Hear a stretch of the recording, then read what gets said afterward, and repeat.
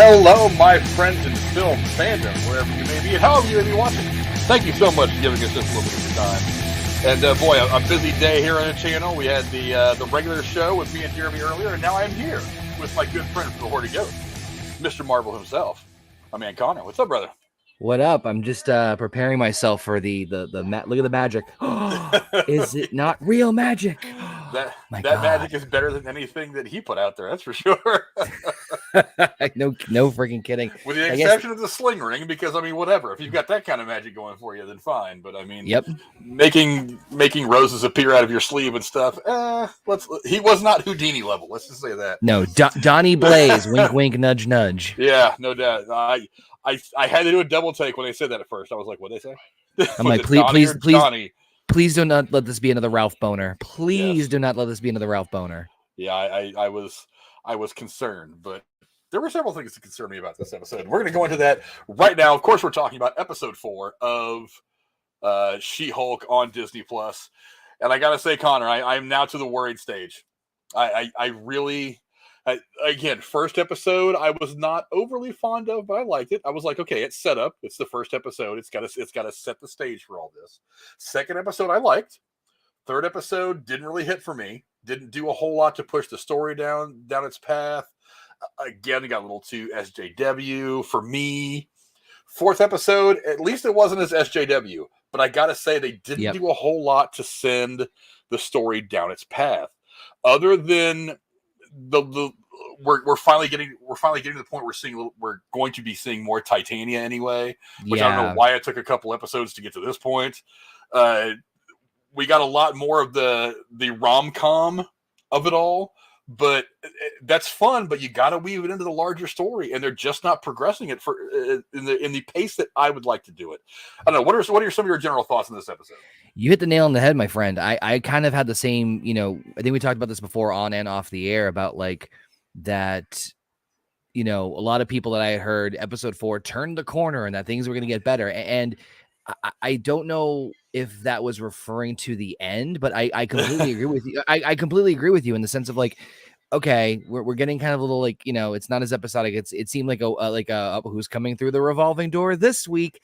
And listen, Wong, great shield for Twitter armor. I love that. I one of my favorite lines of the whole episode. And who doesn't love Wong? Come on now. But that I think was really the only two saving graces for this episode for me was the idea that finally we're getting an overall arc that actually is going to go beyond just the one-shot case with Emil Blonsky, with the subtle undertones of her like coming to grips with her being a She-Hulk, combining that with just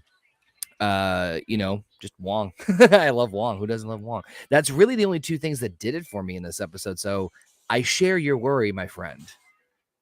Yeah, there's so much here that we need to explore, and the last couple episodes I just don't think they've done it.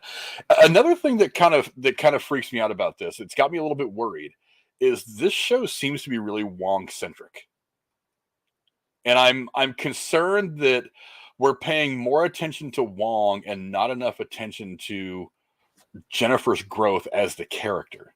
That's kind of that's got me a little worried, because this is one of the things that worried a lot of people about Spider-Man when Spider-Man first came out, the first Tom Holland film, is they had Iron Man in there, and the big concern was, can you have this character without Iron Man? We're making him Iron Man Jr. with the Iron Spider and all that.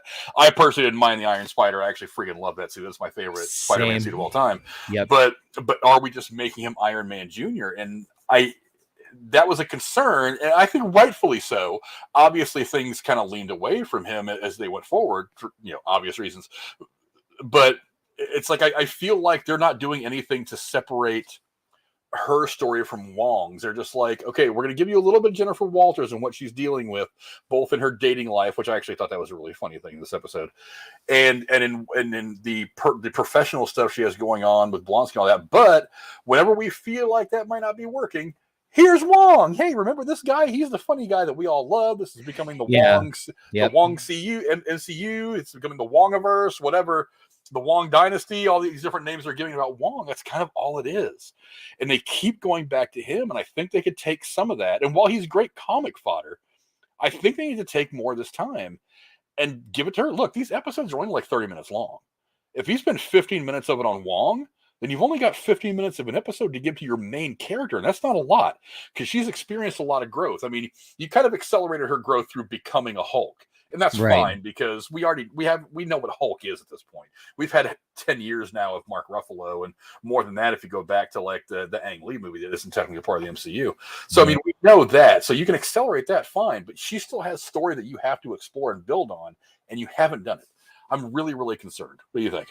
No, I'm in the same boat with you. Like the idea that like, and this may seem formulaic for Marvel, which let's face it, Marvel can be formulaic when it comes to their stuff. But when it comes to stuff like this, the general idea, I would think, from a writing perspective, is that you have the overall arcing issue, or like in this case, Titania, right, being like the adversary, the antagonist, while also her coming to grips with / dealing with / adjusting herself to being the Hulk. Now, yes, they did kind of speed rush through that a little bit because this is a different version. This is a different variation. There's different issues and problems or adaptations or adaptations she needs to do as becoming a Hulk. She's not, obviously raging out. She's seen more in the public eye. She's more in control. So there's a lot of new avenues and assets and that you can explore with her character. And that should be enough. But it feels like they're either not hitting the mark hard enough, or they're just not focused on the right parts. It just seems a little scatterbrained. Like this one, the Wong stuff this felt like an episode that should be tacked on towards the end of the journey, not right in the middle of it, where she's like well established herself. Like it's feeling a little backwards in some cases. So it's head scratching. And I share your worry. That's the biggest overall thing. So I mean, maybe that's just me. I mean, and this is kind of weird saying like I'm complaining that it's not formulaic, but specifically and especially for introducing a new character into the MCU, you kind of need it to be. Yeah. You need that formula. You need that process, that progression that happens in stages. And I feel like we're stuck in this stage where we're just exploring like the comedic stuff and a little bit of the romantic stuff, but not a lot about. We still haven't seen the villain. We're 4 episodes into a 9-episode season, and we still don't really know who the real villain of this thing is. Is it Titania, who we're now hopefully we're going to be seeing more of moving forward? I mean, she got served the papers today where Titania has she is copyrighted She-Hulk, and she's going to cause her problems with that, which actually was really funny.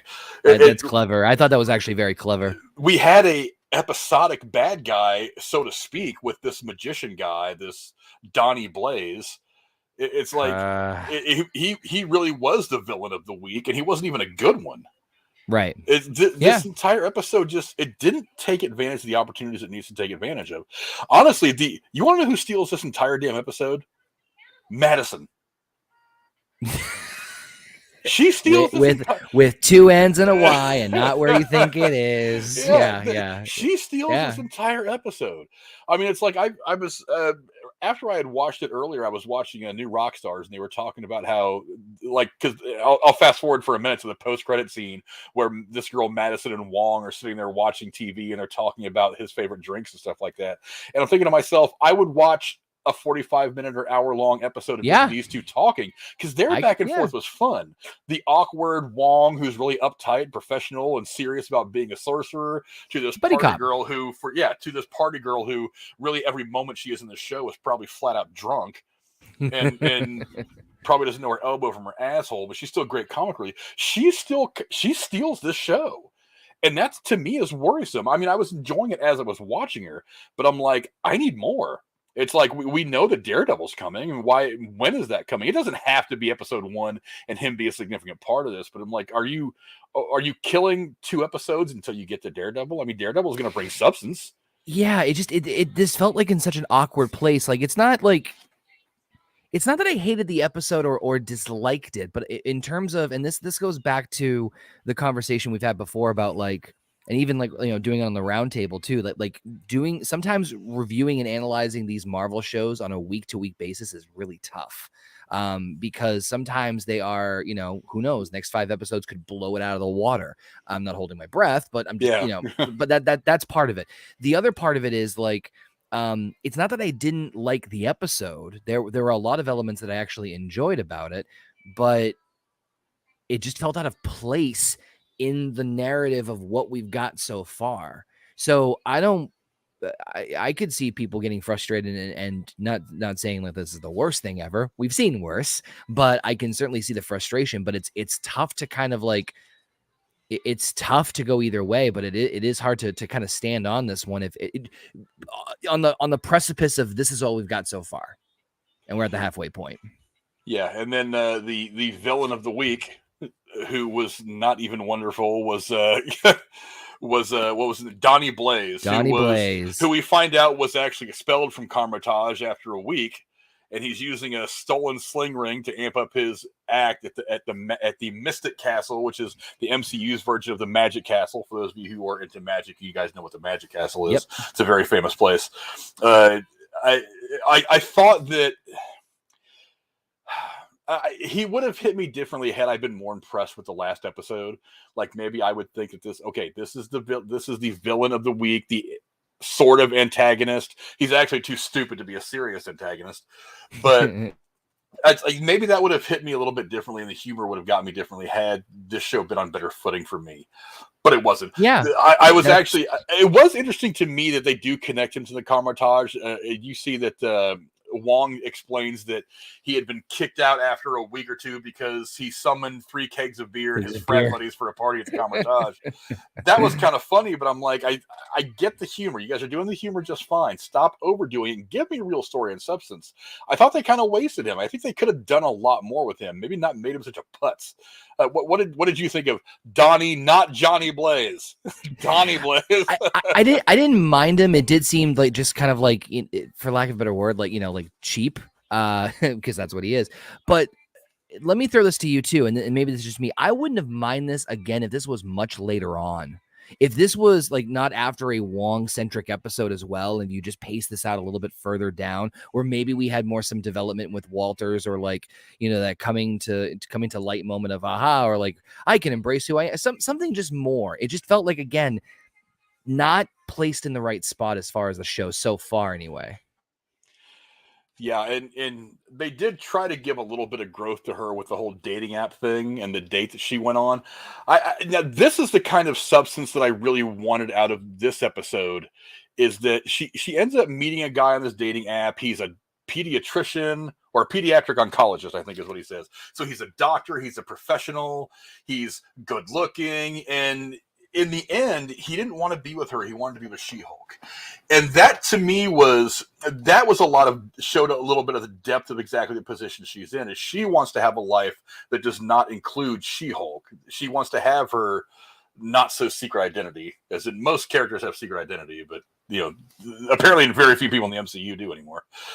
The dichotomy of her having to have a real life to find love, which everybody wants, while also willingly or unwillingly being She-Hulk, that's really amplified in that scene, and I did feel really badly for it. And that was the kind of depth that I want from the growth of this character, but they gave it to me in one scene out of a 30-minute episode. No, and that's my frustration, is that like it just seems like the flow is off in terms of her character development, because it's like we speed rush through the first episode, which is somewhat unique, but okay, different tone, different character, fine, and then it just kind of episode 2, okay, sort of. Then she starts to embrace it. Episode 3, I feel like we didn't get much with 3, and then 4, I almost felt like it didn't develop at all. And so it's just weird. It's just hard for me to wrap my head around. And so the problem with that is that when you have the B plots, the subplots, they sometimes don't hit as hard or as well as they should, because it just feels hollow. And that's kind of the best way I can describe this episode. Is not that I hated it again, but it felt hollow. And so eesh. Yeah, and also it's made very clear that both her work and her social life seem to prefer her being green and big. And even the law side of this episode is not resolved by her being a good lawyer. It's resolved with her doing Hulk stuff. When she gets Right. called, when she gets the middle of her date with this doctor getting kind of interrupted by Wong, who needs her to come help bash the little mini demons that dumbass Donnie Donnie Darko, whatever the Blaze. hell, Donnie Blaze, whatever the hell his name was. Yep. Fake Johnny Blaze ends up opening up a portal to some dimension that allows these things in, and he needs her help. And it's like as she's smashing these demons is when she works out the law part of what she was trying to do for this whole episode, which is to get this guy to stop practicing magic on behalf of Wong. And it's like, so even that, it's like they're pushing her to be She-Hulk and not they're not focusing on Jennifer Walters. I really feel like while She-Hulk has got a place, Jennifer Walters is really the character you should focus on here. And they keep pivoting to the big green one rather than to Tatiana Maslany's regular look and letting her be that character. That to me doesn't, I don't know, it's unbalanced. That's kind of the best No, I noticed it too, because again, it's going back to the give and take. Like the big, obviously Hulk is inspired, influenced, whatever you want to call it, from Jekyll and Hyde, right? Yeah. So the idea being is that you want to develop the synergy or the symbiotic relationship, or the yin and the yang relationship between Bruce and Hulk, the good and the bad, the dark and the polar opposites of each other. And while yes, She-Hulk is not Hulk because she's a different character in her own right, they're almost throwing that completely out the window, which it doesn't feel right. It's fine if you want to lean towards the She-Hulk in terms of like, that it's a preference, but the fact that we have one episode where we don't even get to really know Jen before this, you know what I mean? Or see, like, because it's like, okay, she gets the She-Hulk powers, she loses her job, then she gets her job, then she doesn't get dates as Jen, then she does get J. It's just there's no benefit to being Jen right now. And that's not good. They haven't really shown any benefit to her being Jen, or for that matter, realistically, any negative side effects of being She-Hulk to an extent. In the comic books, she actually decides to be She-Hulk ultimately full time and not to switch back and forth. I wonder if that's kind of where they're heading for this. Honestly, I really hope not. For two reasons. Number one, I think you're doing a great disservice to the character. Great. Number two, I have not been a fan of the CGI on this. I was hoping that, look, I know this was a problem from the first trailer, and I know Marvel thinks that they've solved the CGI. They were like, oh yeah, it was just the first trailer. There's still some stuff that's kind of rough. They ended up re-releasing it with some re-rendered graphics that were better. But I got to be honest, when I see her talking as She-Hulk, it does not look good. It just doesn't. And far away, it's not bad. Up close, yeah. Good from far from good. But that's my dating profile information right there. From a distance, yeah. On what's the app that she's using? It's like Matcher. Matcher. That's it. That's our Matcher profile right there for Conor. But it should have been Smasher. Yeah, that'd have been funny. It would have fit in too, because that's basically what that website is. It's just a Tinder website. Is all it is. Yep. But yeah, I don't think they're serving her character very well in this. I'm really, really disappointed. I want them to, because I think they can do the funny and still have good depth of character and great story. Oh, yeah. They've done it for so long in the MCU now. And, Jeremy and I were talking earlier about the potential for Taika Waititi not returning for Thor 5 because Thor Love and Thunder did not do very well critically. It did great for the box office, and it was fun and funny, but it's not been good Thor. And I kind of think they're going the same route with her. It's been funny, but it's not been good character for me. And she's a character with a shit ton of potential. And Mark Ruffalo has already said there are plans for her farther into the MCU, into the theatrical stuff. But if you want me to be excited about her being in the theatrical stuff, you've got to make me want to see more of her in this episodic stuff in her own show. And I'm not right now. I'm not overly impressed. I can't blame you. When Marvel Studios announced that they were going to, after the Infinity Saga, that they were going to explore these Disney Plus shows, and I was really intrigued because I was, in my mind, I'm not sure if you felt the same way, but in my mind, I'm like, ooh, here's where you can introduce some characters that are, may not be able to hold a movie on their own as far as box office attraction or whatever have you that would garner enough interest as, say, like a Doctor Strange or a Thor or a Captain America or an Iron Man, but you could interweave them with the other, the bigger stars, and that's kind of what I was thinking. And so that's why Moon Knight, Miss Marvel, and She-Hulk really intrigued me. And in my opinion, Moon Knight and Miss Marvel knocked it out of the park. They're two of my favorites.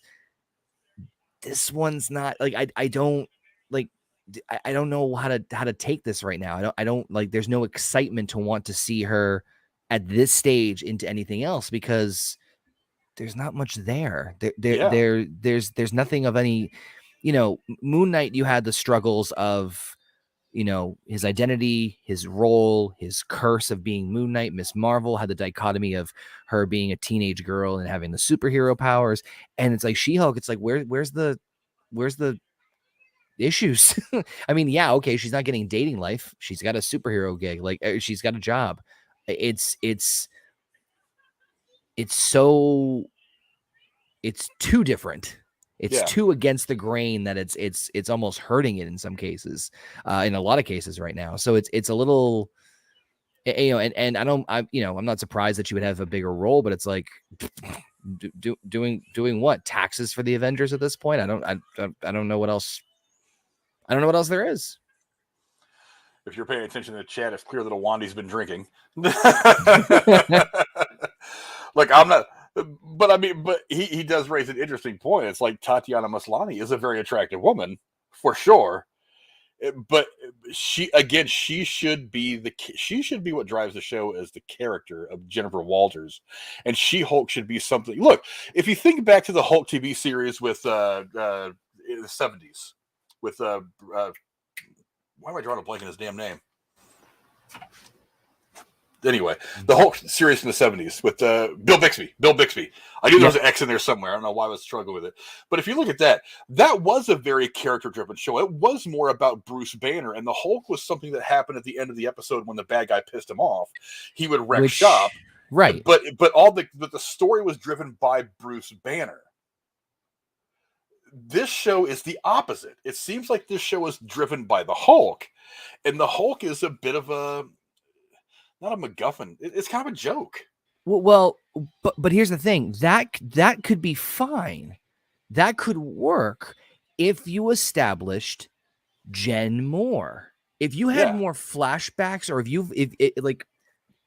I hate to say like relying on flashbacks, but basically that's the way I think it's the only way it would save it at this point, considering the way the show introduced itself. We really don't know much about Jen beforehand, or we don't know substantial and important stuff enough about her to want to care about her as Jen. Yeah. You know what I mean? Like literally the first thing we just saw was, oh, she's in the car with Bruce. That is the first earliest memory we have of her in the entire effing MCU. There's been no other, to my knowledge, there's been no other flashbacks or anything else beforehand. And that's they kind of need to do that at this point, I think, because otherwise it doesn't really help anything. Like, it doesn't show like her intellect or her drive or how good she is as an attorney or her, stubbornness, tenacity, whatever. We don't know anything about that because it's either been poorly described and or shown. We just don't. It's not there. And some of the best scenes with Jennifer Walters are the back and forth between her and her paralegal. When she's Jennifer Walters and not the Hulk, and she's herself. Even if she is in Hulk form, she's speaking as Jennifer. That character is what is a big part of those scenes, and those scenes are great. Mm-hmm. But it seems like they're running to the She-Hulk because they think that's what's going to drive the show. I want some character stuff. No, I'm right there with you. And that's what I'm saying is that, like, you can have that, but you need to, you can't just like interject it, because then it just seems like anybody can be She-Hulk. Yeah. Just again, this episode doesn't quite do it for me. But then things go bad to worse for Jen, of course, at the very end. Right as her doctor date leaves and kind of leaves her a bit jaded, obviously proving that he was more into She-Hulk than he was her. Jennifer answers the door and is served. She learns the hard way that Tatiana has trademarked the name She-Hulk before Jen thought to do so, and is now suing her. She's going to need a really good lawyer, apparently, if you catch my drift. Might be a lawyer, somebody else with a legal background coming to the show at some point. Maybe. It should also be pointed out that the first 4 episodes of the show were actually sent out as screeners to people in the media and stuff like that. Not me, I'm not that cool yet.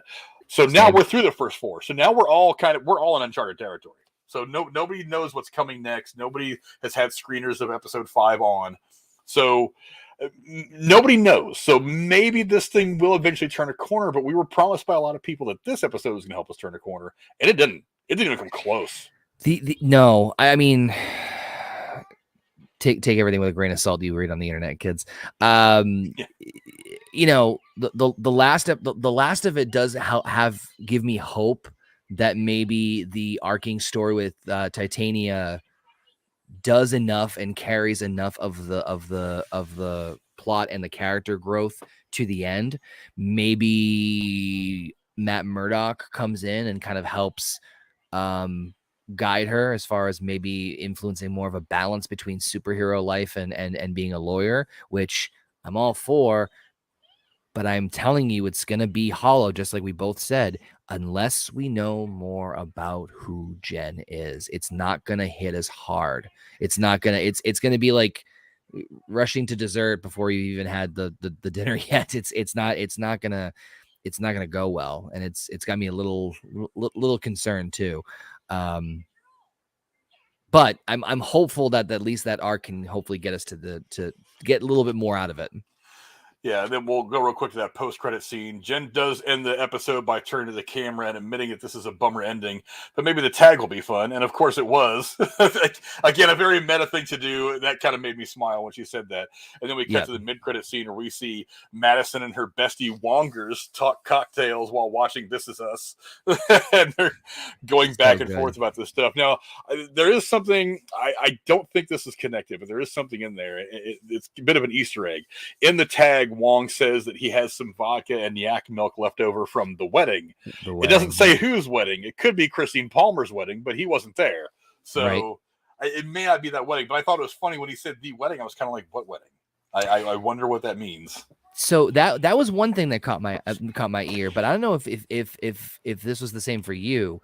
Do you think we finally got a confirmation of Mephisto? I'll believe it when I see it, because I've been hearing Mephisto since. Look, but you know what? There is actually a stronger possibility here, because what this girl Madison says, where she talks about something about a demon or a goat or something like that, talking to a goat named Jake. And in a lot of the art for Mephisto in the comic books, he's had like the goat horns. Mm-hmm. So I mean, maybe he took the form of a goat, and maybe this is actually the legitimate introduction of Mephisto.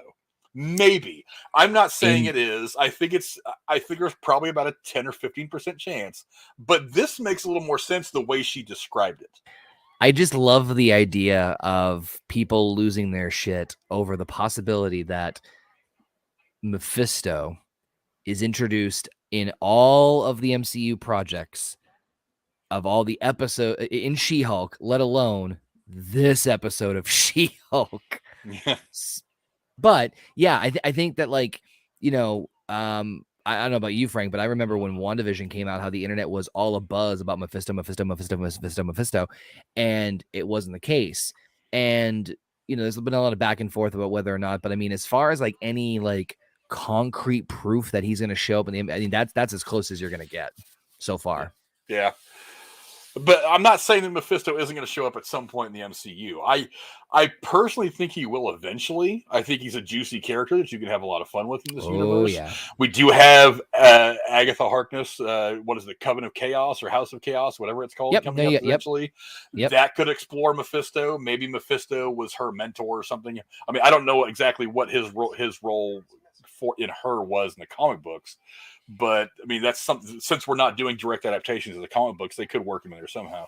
Mm-hmm. But yeah, he'll come in eventually. I'm not too worried about when he comes out. I'm sure they'll do it when it's appropriate. But Another Easter egg, obviously, we talked about before, the magician Donnie Blaze. His name is so similar to Johnny Blaze. We actually, I think, was it one of the last trailers that released, or maybe the first episode? We actually saw the poster for Donnie Blaze, and a lot of people thought that it said Johnny, but the D Yeah. is oddly blurred just enough to where you can't quite tell. Motherfuckers. Yeah, they had faked us big time on that one. Obviously, that's a reference, a very similar name to Johnny Blaze, the character and anti-hero who we also know as Ghost Rider, who's connected to Mystic Arts, the Darkhold, in both Marvel Comics and in the TV show Agents of S.H.I.E.L.D. But now, obviously, we got Robbie Reyes in Agents of S.H.I.E.L.D., but they did mention and briefly feature Johnny Blaze, so maybe there's a hint that there's going to be some more Ghost Rider in the future. I personally think there will be eventually. I just think they're working on figuring out how to incorporate it into this universe. Either the version we got in Agents of S.H.I.E.L.D. or a new version. So I would imagine it's a new version. I mean, there's so many avenues now in the MCU, especially after Infinity Saga, right? Like, I mean, you could take your pick. I mean, but I think obviously you've got, Wong. Wong's going to be the center of everything in this point in time. He's going to connect all the.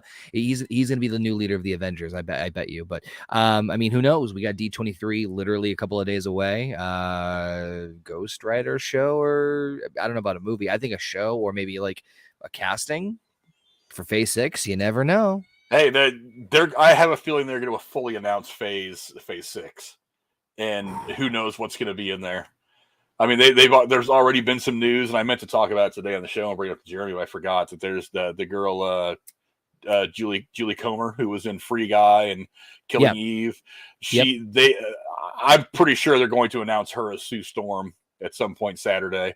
I think that leaking was very much a trial balloon for Disney. So I mean, we're gonna have that. I still think we're gonna get the entire lineup for the Fantastic Four, including the director. But yeah, so that's coming. But yeah, I mean, we could be getting some more stuff.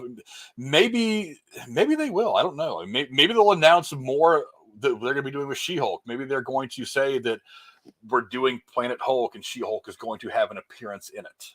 I don't think that's going to happen because there's no word anywhere that they're actually dealing with Universal, who has the solo movie or distribution rights for a Hulk movie.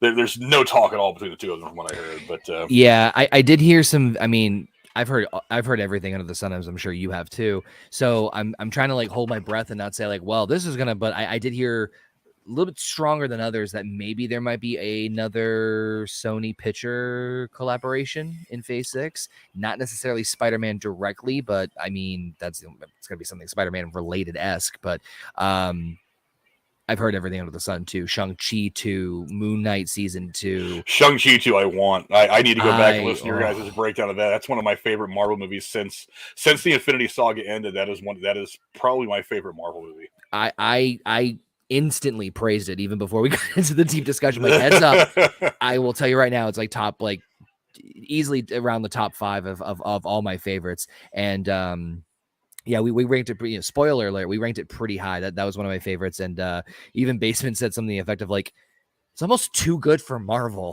which it is. But Shang-Chi 2, Moon Knight 2, maybe something with the Young Avengers. I mean, take your pick. There's 8 projects slated for Phase 6, so you never know. Yeah, who knows? But looking forward to it. Yeah, and another quick Easter egg before we cut out of here is I don't know if you looked at Jen's to-do list as she was scrolling down at some of the cases she had listed in there were Lee versus Byrne, referring to original She-Hulk creator Stan Lee and the sensational She-Hulk artist John Byrne. Didn't catch that. There was also a Kraft versus Soul, which is a reference to She-Hulk writers David Anthony Kraft and Charles Soule. Or Soule. It's Soule. Maybe I'm pronouncing it wrong. Yeah. But those were some pretty funny things. There was also a couple other funny things on there. I mean, one of them was obviously finish up Wong's thing was one of the first things we saw, things like that. Yeah. But it's again loaded with Easter eggs, loaded with stuff, a lot of potential. But the episode just doesn't get there. Yeah, it just doesn't get there. I need more. I need to care about Jen more. I need to care about Jennifer Walters more than I do She-Hulk, and I need a little bit more substance. Yeah, if you think about the way that TV shows have generally been put together in the past, it's like you have even if you had a show, like even if you go back to like the 80s and 90s when you would get a full 20, 23 episodes out of a season, there was a lot of substance to each episode, even if it was one of those procedural things where every episode is kind of its own contained thing. Right. There were these overarching growths for characters, and we're 4 episodes into this, and so far I've seen her become She-Hulk, which is significant. She's tried to figure out ways to balance She-Hulk with the Jennifer Walters. And yeah, these funny things end up in her way. The whole date, the date that didn't go the way she wanted it to go, and other stuff. But we don't have a clear-cut bad guy. Is it Titania? I mean, we don't know what kind of a bad guy she is yet because we haven't seen her since the first episode. She pops into the first episode for 3 minutes right at the end, and we haven't really heard from her since until she gets served with these papers. Or like just like more teases of her. Yeah, you know what I mean. Like, or yeah, it's a little frustrating so far, and I'm hoping that maybe this will, maybe now that she's gonna be the focal point of maybe the rest of the season, it might give us those moments. You know, maybe it's revealed she knows who she is, or you know, they have a history before this, or something like that. I just need more, because I feel like that they're making the She-Hulk just being She-Hulk the primary focus, in terms of, like you just said, like that's the story, and then like, oh, there's these side things that just happen to happen. It's like that's not helping me get like invested in the character. Yeah, Basement says she is super unlikable as a character. I disagree. I think Jennifer Walters is tremendously likable. Well, just not the way they're portraying her right now. They're just not focusing on her. Yeah, it's like the way they're portraying her. Like of a 30-minute episode, she's in 3 minutes of it, and the rest of it's all shit about She-Hulk. And I'm like, if you want her to carry, like I said, the way Bill Bixby carried the original Hulk TV series, that show was mostly about Bruce Banner. It was not about the Hulk. The Hulk was something that happened in the third act of the show. He beat up the bad guys. He served his purpose, and that was it. The rest of it was all about Bruce Banner and his journey. And they're doing the opposite here. They're making it all about She-Hulk and not focusing enough on the other identity that is more important, in my opinion. But I'm right there with you, and so that's why I'm a little like, yeesh. Yeah, but yeah, and Heather in the chat says something that we talked about after the first episode. The whole speech about how she has to control her anger every day was way too preachy. Yeah, I mean, I got it in the context of the first episode. I mean, you have to establish who she is and how she feels. But yeah, they've been a little preachy. Now, this episode, to its credit, dialed down a bit of that preachiness. The SJW stuff wasn't quite as strong, but they didn't fill the episode with any more story to replace it, which is, again, it was very disappointing to me. But I don't know. That's just me. But those are our general thoughts on episode 4 of She-Hulk, streaming now on Disney Plus. Conor, any final thoughts as we wrap it up and get out of here? Fingers crossed. Let's strap in those, like the armrest on the roller coaster, and let's just hope this just keeps going. Just fingers crossed, man. Yeah, I'm with you. I don't want to give up on the show. Like I said, I really like the Jennifer Walters character, and when they focus on her, I think it's some of the best dialogue. I think she's tremendously likable. I really want to see her character. I don't want to see as much She-Hulk. We've done the She-Hulk thing. It's getting a little dry. I want to see more. I want to see more Jennifer Walters. Show me her. Yep. That's what you got to focus on for me. I really hope that episode 5 is where it turns the corner. Yeah, no kidding. We were promised episode 4. I got to be honest. I don't see any corner turning on episode 4 at all. Nope. Again, a lot of comedy, and that's great because this is supposed to be like an Ally McBeal style show. Right. So a little bit of romance, a little bit of comedy, a little bit of drama, a little bit of this, but at the same time, it's a superhero story kind of at its core, so you got to work some of that in there, and that's a hard dynamic. I don't know how I would do it. I don't have any good answers. All I know is the way they're doing it for me as one viewer of millions, it's not really working the way that I'd like it to work. May get 2. And like I said, I really think that the next episode could turn it all around. I really think it could. Yeah, but I've got to see it. I've got to see it first. Yeah. Awani says that David Otenga lifts 600 pounds my ass. I don't know. Maybe. Yeah, I don't know. The guy's pretty cut. I mean, he's an MMA fighter, right? Well, I mean, he's a former WWE. The guy that played the doctor that she went on the date with. He's a I think he was an MMA fighter at some point too, before he was a wrestler, wasn't he? Not 100% sure. All I know is the guy's way more jacked than I am. He's way more yoked than I am in my advanced age. So yeah. Yeah. But you got to push up from the back so it's not obvious. That's but yeah, those are our general thoughts on episode 4 of She-Hulk. Again, I still have faith that this thing can come together. In Feige, we trust. I say it all the time. Daddy Feige. So I'm going to give this show a chance. All the way to the last episode. Oh, yeah, I will give this show a chance. But at the end, I've got to see better character development. Because Tatiana Maslany is such a strong actor. She's been so good. And you've got this character that people wanted to see succeed. With the exception of the misogynistic assholes out there that are like, oh, you got to make a woman a superhero. I don't care. As long as the story's good and you give me entertaining shit, I don't care if guy, girl, gay, straight, I don't care. I'm right there with you. Same thing with Miss Marvel. I mean, that is my second favorite Disney Plus show to date. I don't care that she was Pakistani. I don't care if she was a teenager. You can say whatever you want about that. That was some entertaining damn television. We'll get there when we get there on the round table, but I will stand in here and say I was not expecting it to be that good, and it exceeded my expectations, to be very honest with you. It was a lot better than I anticipated it to be. But yeah, I'll be there, blood coming out of every orifice if it's so bad. No, we're going to get to episode 8. I will let you poison me with this dribble for that one episode that pays off, damn it. I need gamma radiation more than anything. Give me those nanomeds like they were talking about in the Ang Lee movie. Give me those nanomeds. Yep. But that's a good place to stop things, I think. Conor, where can the folks at home find you? Find me on the Twitters, everyone's favorite social media platform, at Mr. Marvel 613, just like you see my name right under here. I will be attempting to, at the very least, be live tweeting during D23. So make sure you follow me there. Also, all my links for everything else as well. And of course, check out my good friends at the Horny Goat. We'll actually be going live not too long right after this, as I attempt to play Ghost Recon, even though I end up I end up like absolutely I killed them all. I am the absolute like detriment to the group when it comes to group missions. So go check out Horny Goat too. I'll be over there, but I might be live streaming during D23. I'm not sure, but at the very least, Twitter is the place to find me. As for me, you can find me here on Thursdays doing what I do with my usual crew. I had a great discussion with Jeremy tonight about everything from Dan Lin turning down the job with DC to the possibility, as I said earlier, about Taika Waititi not coming back to do Thor 5 and a bunch of other stuff. We even discussed Spitgate for a little bit, even though I didn't really want to, but it's a story and it's entertainment based, so whatever. You can find me on my Twitter handle right there. Go check it out. You can also find the links to all this stuff down in the description below after I put it in there, because I kind of half-assed as I get the show together. But thank you to my good friend Conor from the Horny Goat for coming and hanging out with me today. You can see us back here next Thursday on the later side after the main show, breaking down episode 5. Hopefully we'll have better things to say about it. And also, so don't forget some collaborations coming up in the future. I'm actually going to be talking to another YouTuber tomorrow morning about trying to get all that started. So I think next spring is going to be a fun thing.